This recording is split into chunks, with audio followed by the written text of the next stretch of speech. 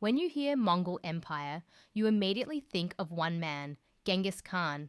And fair enough, the guy united the nomadic tribes of the steppes and built a terrifying war machine. But when Genghis died in 1227, the Mongol Empire was actually just getting started. It was his successors, the next generation of great Khans, who truly conquered the known world, stretching the empire from the Pacific Ocean all the way to the Carpathian Mountains in Europe.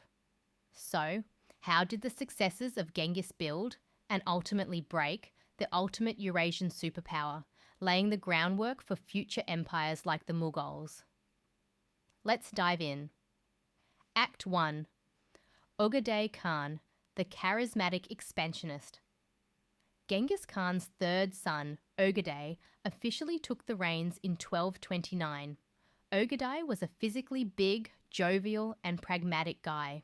He had no delusions of being the military genius his father was, but he was incredibly smart and knew how to delegate to capable generals. Under Ögedei, the Mongols completely finished off the Jin dynasty in China, expanded deep into Persia, and sent a massive force led by his nephew Batu Khan and the legendary general Subutai straight into Europe. They steamrolled through Kievan Rus, Poland, and Hungary. But Ögedei wasn't just a warlord. He was a brilliant administrator. He established the first permanent Mongol capital city, Karakorum, building palaces and places of worship for multiple religions. He also expanded the Yam, a massive, highly organized Pony Express postal system. Using a network of relay stations, Mongol riders could cover up to 125 miles in a single day, faster than anything the world had ever seen. Sadly, Ögedei had a fatal weakness: alcohol.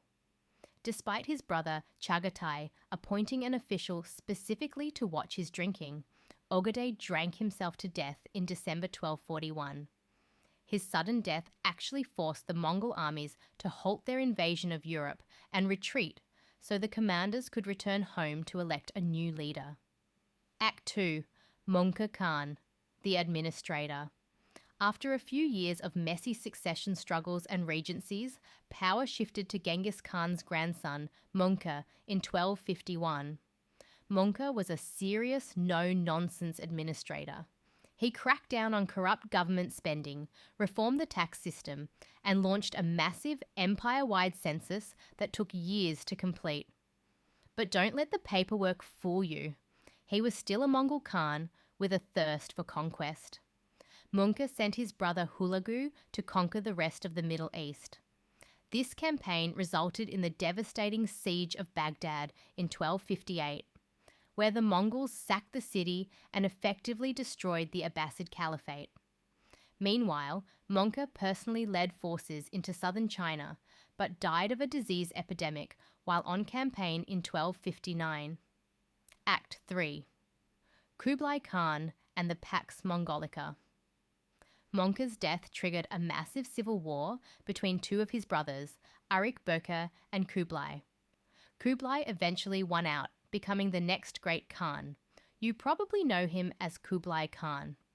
Kublai achieved what his grandfather couldn't.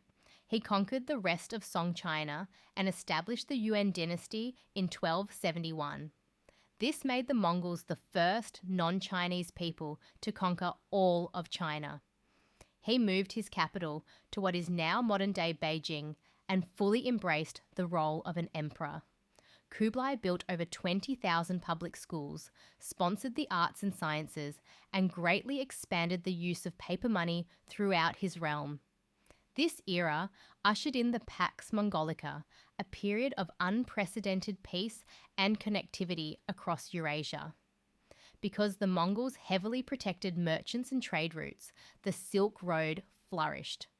This is the exact period when the Venetian merchant Marco Polo travelled to China, utilising a special tablet of gold VIP passport granted by Kublai Khan to get whatever he needed along the way. Act 4. The Fall and the Mughal Legacy. But an empire this massive couldn't stay united forever. By the time Kublai died in 1294, the Mongol Empire had fractured into 4 separate autonomous realms: the Golden Horde in Eastern Europe, the Ilkhanate in Persia, the Chagatai Khanate in Central Asia, and the Yuan dynasty in China. Even though the united Mongol superpower fell, the Chinggisid bloodline was far from finished.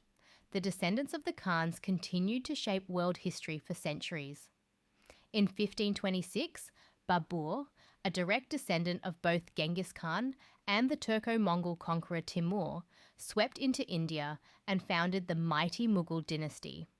In fact, the word Mughal is simply the Persian word for Mongol. This offshoot of the Mongol legacy would rule northern India for centuries, creating a rich synthesis of culture, art, and architecture, including the construction of the world-famous Taj Mahal under Shah Jahan. From Ögedei's lightning-fast postal riders to Kublai's global trade networks, and eventually to the stunning architecture of the Mughal Empire, the successors of Genghis Khan didn't just conquer the world. They fundamentally connected and reshaped it. Thanks for watching. If you enjoyed this journey through the Mongol Empire, make sure to hit that like button, subscribe, and let me know in the comments, which great Khan do you think had the biggest impact on history? See you next time.